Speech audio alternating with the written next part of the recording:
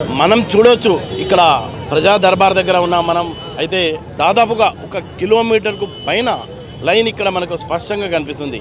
చాలామంది పబ్లిక్ వివిధ జిల్లాల నుంచి తమ తమ సమస్యల్ని ముఖ్యమంత్రికి విన్నవించుకుందామని వస్తున్నారు.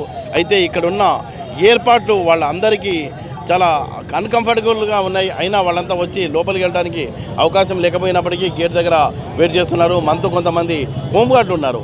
హోంగార్డుల సమస్య చాలా పాత సమస్య. అయితే వాళ్ళు ఏమంటారంటే తమని బారెళ్ళ కంటే చాలా హీనంగా వాడుకుంటూ తమ మాట వినకపోతే సస్పెండ్ చేయడం, చాలా దౌర్భాగ్యమైన బతుకుని ఈడుస్తున్నాం, మా సమస్య పరిష్కరించండి ముఖ్యమంత్రికి విన్నవించుకోవడానికి వీరు వచ్చినట్టు చెప్తున్నారు. అసలు వాళ్ళ బాధ ఏంటో మనం అడిగి తెలుసుకుందాం. అది కరీంనగర్ జిల్లాలో హోంగార్డు ఒక 300 మందికి పైగా అప్పుడు వివిధ కారణాలు చెప్పి తీసేసిరు. అప్పటికి ఉన్న ప్రభుత్వం ఈ ఎంత పెద్ద నాయకుల దగ్గరికైనా ఎవరి దగ్గరికైనా వెయిటింగ్ పెట్టి అసలు హోంగార్డు వ్యవస్థనే లేకుండా చేద్దామని చెప్పి కేసీఆర్ కంకణం కట్టుకున్నప్పుడు మళ్ళీ అప్పుడు మేము ట్రిబ్యునల్ కోర్టుకు పోయినాం. ట్రిబ్యునల్ కోర్టు కూడా మాకే ఇచ్చింది, ఉద్యోగాలు చేయాలి వీళ్ళకి ఇచ్చారని చెప్పి ఇచ్చింది. మళ్ళీ వాళ్ళు హైకోర్టుకు పోయినా కానీ హైకోర్టు వారు కూడా మాకే ఇవ్వాలని చెప్పి ఉత్తర్వులు జారీ చేసింది. అయినా కానీ దాన్ని పక్క పెట్టి పిడదోవన బట్టి మొత్తం అంతా ఎక్కడ కాకుండా మా హోంగార్డులను మా జీవితాలతోటి పోయిన ప్రభుత్వం ఆదుకున్నది. ఇప్పుడు ఉన్న ప్రభుత్వం అన్న మమ్మల్ని ఆదుకొని మా భార్య పిల్లలతోటి అందరితోటి మంచిగా సకాలం సంతోషంగా ఉండాలని మేము కోరుకుంటున్నాం. మాకు ఆ రకంగా రేవంత్ రెడ్డి గారు సాయం చేస్తాడని మేము ఇక్కడికి వచ్చినాం ప్రజా దర్బార్కు. పోయిన వారం కూడా వచ్చాము.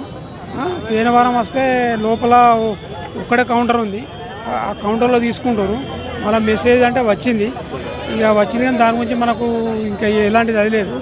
కానీ అక్కడ హోంగార్డులను అయితే చిత్రహింసలు పెడుతున్నారు. కరీంనగర్ జిల్లా హోంగార్డ్స్ కానీ సిరిసిల్ల జిల్లా వాళ్ళని కానీ ఎక్కడ ఈ తెలంగాణ రాష్ట్రంలో ఎక్కడున్నా కానీ పైన స్థాయిలో సిఐలు కానీ డిఎస్పీలు కానీ ఎస్పీలు కానీ వీళ్ళు వివిధ కారణాలతో చిన్న కారణాలు చెప్పి కావాలని చెప్పి ఉద్యోగాల నుంచి తీసేసుకుంటూ అది చేస్తే దాని కొరకు మేము 10 సంవత్సరాల వాడు తిరిగినా కానీ ఇంతవరకు మా జాబులు మాకు ఇవ్వడం లేదు, ఏం చేయడం లేదు. దాని కొరకే మొన్న ఇది కేటీఆర్ని కూడా కలిసినాం. అంతకుముందు ఉన్నప్పుడు కేటీఆర్ని కలిసినాం, కేసీఆర్ని కలిసినాం, ఎవరిని కలిసినా కానీ చెప్తాం పో బాబుకి అంతే.